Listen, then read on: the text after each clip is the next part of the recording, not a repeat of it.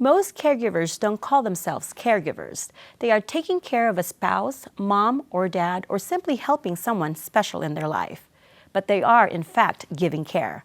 Today, we look at family caregiving and what it means and what good caregiving demands.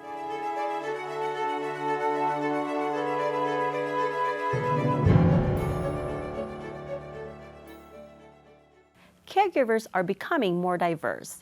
According to AARP, 40% are men, 1 in 4 are millennials, and about 40% represent multicultural communities.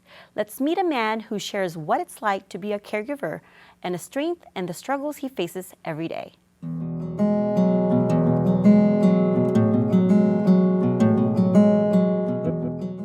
We thank you, Lord, for today and for all our blessings. After losing both of their spouses, Ed and Gloria had no idea what the future would hold until 25 years ago. We met on the dance floor and danced through until she couldn't dance any longer, and so I put my life on hold to take care of her.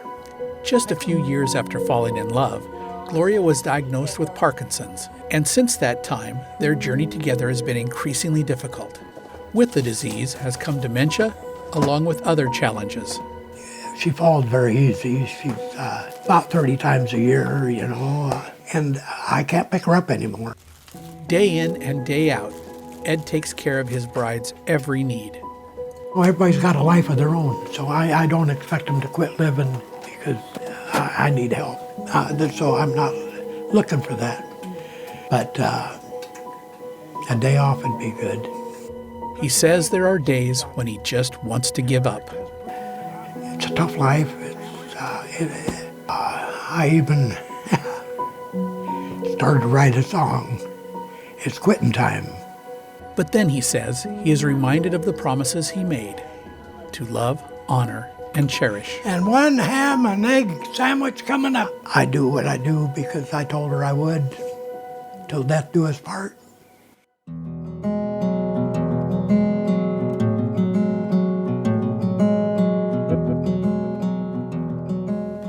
Family caregivers are the backbone of healthcare in the United States. They do it all: manage medications, attend doctor appointments, change bandages, and assist with toileting and bathing, all while fixing meals, running errands, scheduling appointments, and handling expenses, all without pay.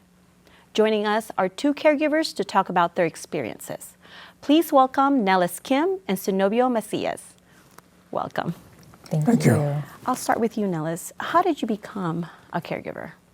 Originally, it started as a long-distance caregiving relationship. My dad had retired in Florida, and he was involved in a pretty severe car accident. His wife was already in a nursing home at that point, and so I had to fly out and help him. I was actually lucky because they found my information in his cell phone to contact me, but a few days had passed before they were able to reach me. What would you like to add? About 6 years ago, my spouse began to mix up facts, that sort of thing, so her provider gave her an exam, and she scored in mild dementia. And then a year later, she went down maybe a point or 2. The following year, she went down several. So then she mentioned probably doing away with driving, and that's when we began to see a lot of repetition of questions and the usual. But it's kept increasing the level of difficulty. Right, and with dementia, there's different levels. So can you share with us with the responsibilities you have to do as a caregiver? Well, all the ones you mentioned, plus washing, the laundry. And everything else. Yes. I suppose the most prominent is lately she has dreams, maybe nightmares, I'm not sure. So she either wakes me up or when I wake up, she begins to ask questions about can we stay in this home, or are you leaving me, are you staying, are you going to California, just on and on. And so our next step is to see a neurologist to see if medicine will assist in that or what the next step is. And same thing for you. What are the responsibilities you had to do as a caregiver to your dad? Yeah, so initially, because he was in Florida and we were trying to keep him in his home down there, it was really working with his care providers to try to put together a plan that would allow him to be safe at home, and then also talking to him about what he was willing to accept, because my dad had actually been a caregiver for his wife before she ended up in a nursing home, and he was a pretty independent guy. So he did And that not, can be hard. Yes, yeah. He did not like the idea of having caregivers in his house to assist him. After the first car accident, he accepted the caregiver for about a week and then fired her, which I found out after the fact. But with support from friends, with me flying down periodically to check in on him, and creating different systems to kind of manage his appointments, his medications, and so forth, things worked out. But over time, as Synovio described, his health worsened. He suffered additional health setbacks, and eventually I had to arrange for the sale of his home. I moved him up to Washington State to be closer to me. And then it was finding, a good place for him to be, and again, setting up all of his medical care, getting different insurance plans for him, all of those kinds of logistics in a new place. And that can be very challenging too. And as for me, I've done caregiving professionally and personally too. And the hardest part for me was to see people struggle with their illness. So with that, what was the hardest part as a caregiver to your dad? I think the hardest part for me was seeing his frustration and his sadness with his loss of independence. It wasn't how he imagined growing old. Literally the summer before he had his initial accident, he'd driven across the country from Florida to visit me up here in Washington State, and he still had a goal of visiting all of the national parks in the United States. And literally overnight, he lost the ability to drive. He was reliant upon other people to do certain chores for him, to do grocery shopping for him, and it created a lot of depression, honestly. And it was tough to help him see that this was okay, that we didn't mind stepping in as caregivers to help him. We didn't mind kind of switching roles and offering that support to him. That being there for him. Yeah, that it really was something that we wanted to do, and we were happy to do for him. That's great. And what can you say is the hardest part in taking care of your spouse? Well, it's so minor, but the repetition that bothers me a lot. What I try to do is write things down and then have them available. Right. But even then, that doesn't help much. We've tried to have friends come in and help, but she doesn't like other people in the house. And then through Catholic services, we've had some help, but again, she resists that. But the greatest help is my daughter, who lives just 5 minutes away. She's able to drop over and help with the laundry and cleans, and she does everything. And with that, just having the support system that you have is great. Yeah. With your daughter chipping in and helping out, because it's very important for sure. And as a caregiver, it's a tough job. What mistakes have you made throughout that you can kind of recall, that you think that you could have done better now, or what you've learned now? For me, my dad, as his health worsened, he his needs became progressively more complex. And I think just because I was so tired, I stopped taking notes. Initially, I was just vigilant about documenting every single tiny change in his medication, every doctor visit I went to with him. And I had this really, really nice, clear history. So when we went to a new provider or changed providers, I could recite this. And at some point along the line, I just got exhausted by maintaining this and kind of being, he used to refer to me as his walking medical record. And I just got tired and I stopped doing it. And I remember the first time I went to a doctor visit and they asked me for his list of medications and I couldn't remember them all. And that was difficult because I quickly learned that when it's a different provider, you don't have that continuity, there's all sorts of miscommunications that take place. So just, staying on top of that kind of information and continuing to be able to be that backup for him, I think I needed to have done a better job of that for sure. Well, caregiver burnout is real. And so it's really important that you also have a support system in order for you to take care of your loved ones too. So would you like to add anything? Yes, different groups that I go to and friends provide suggestions from. So for example, one was when it's not going well, distract. Well, I think I've run out of distractors, so then I get into a problem that way. But usually I'm able to carry on the conversation and try to explore what I don't know, just to try to keep the conversation going. But it's difficult because we always come back to the same point and repeating the same stories. So I keep exploring. And these resources that you've reached out to, it's helped you? Yes. And actually, after my spouse was diagnosed and I went to see my provider and I mentioned it to him, he says, "Oh, be sure you get help." And I thought, but he was right. And it took me a while. The one that really helped me was Catholic Services. He immediately got into action. They told me that the steps to take, whom to call, whom to contact. And so it's worked out well.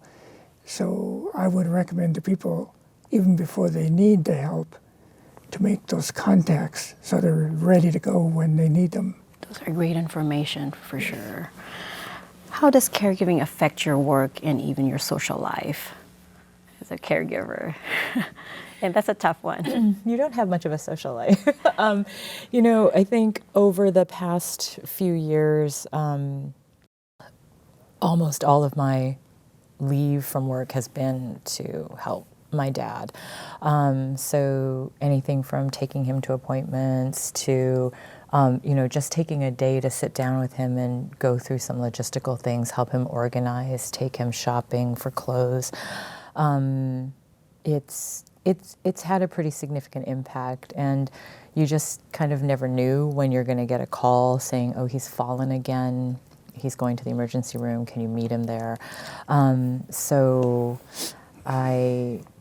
It's very difficult to really plan and feel like you have much of a life or freedom when you really do have to plan everything around his needs and his appointments and making sure that you can drop anything that you're doing and go to assist. Yeah, and so with you, with your wife, and how is that with your friends and able to? Well, I used to belong to quite a few organizations, but I slowly cut them all off. The only one I really do is maybe once a month have breakfast with some teachers that I've known for years. And sometimes she'll go with me, and usually not. As far as socializing, that's been cut back quite a bit. Once in a while we do visit friends, but not often. But I do try to have a list of things like the newspaper, having to do the puzzles each morning, or she's always liked politics, so there's plenty of that right now. I record programs that I think she might like. So then we watch those later together. And she reads some, although they have to be short selections. And so I have the librarian help me there. So each day it's kind of a loose framework, but specific in each activity to try to keep her going.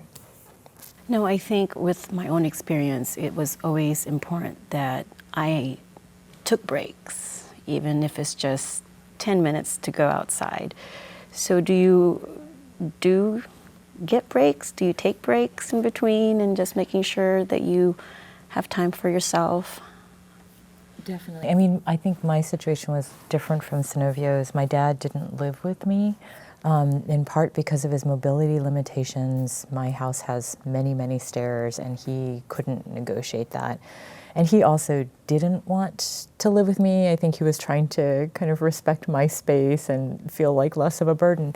But even so, I really had to prioritize, like there are certain activities that I like doing and try to stay engaged in those and not walk away, even though there were definitely times when I felt like I just don't have time. I need to use it for my dad. So yeah, I think all caregivers have to make a really conscientious effort to not just end up 100% kind of consumed in that caregiving role, because it's really easy to do. And that's for sure. And my spouse is really independent, or she always has been. So she'll say, well, you can go anytime you want, I'll be okay, which dubious, right? But I do run for short periods to run to the store, run to get medicine, and just go outside for a few minutes. And so that helps. And then each day we go to exercise, so that helps a lot, I think. And physically she's mobile, so that's not the problem. Just more of the cognitive just skills that she's keeping her losing. active mentally, which is not always easy because I have to keep finding activities. So, What life skills has prepared you to be a caregiver? It's interesting. I think I'm fortunate in some ways. My educational background is as a social worker, and I studied gerontology. So that gives you a little bit of an advantage, right? But at So the same from time, the academic part and the practical part, I've worked as a hospital discharge planner, geriatric care manager. I had some of that exposure. But it really is different when it's your family member, because as you'd mentioned before, there's a lot of this emotional stuff that comes with it that's very different from working with a client. So I guess kind of academically I was prepared, but then there was still a lot of learning that I had to do in the moment. For sure. Anything you want to add to that? well, I would say that I don't think I had any preparation Okay. other than advice that friends give. Although growing up, I was the youngest in my family, and so friends of the family were always older. And so in that sense, families took care of themselves rather than institutions. And so having her at home was rather ordinary or commonplace. And one time, a couple of years ago, we tried a respite stay, and that was awful. And I could see where I wouldn't want to be away from home either. So the resolution is we'll stay in our home as long as possible. Any word of advice to any new caregivers that you can give? I guess I would say to the extent that you can talk with your family about what it is you want and kind of what your priorities are. I was really lucky. My dad did that with us well before he needed any help. So we really knew kind of what his priorities were, what he wanted, what he didn't want in terms of his care as his illness progressed.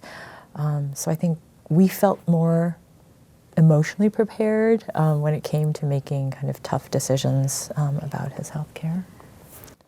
I would say try to arrange time so that you're not involved all the time, but you can get as many outsiders to come in and help if that's possible. And so you just use a general framework and fill it in with periods where you can get away and try to rejuvenate if possible. I thank you for coming today. I truly appreciate that. Oh. Thank you. Coming up, we'll talk about resources available for caregivers. Stick around.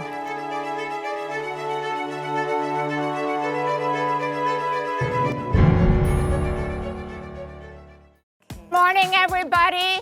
Exercise is not only fun, it can keep you more independent as you age. But remember, don't overdo it. Always speak with your doctor about the right activities to help you live a longer and healthier life. Remember, fitness Keep your knees up high. equals freedom.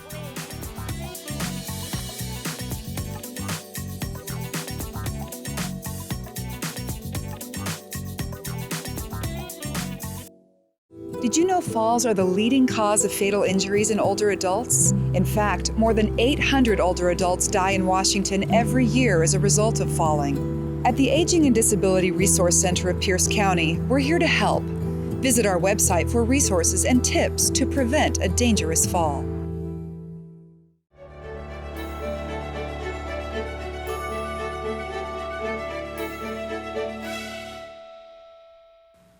Over time, caregiving can become a full-time job.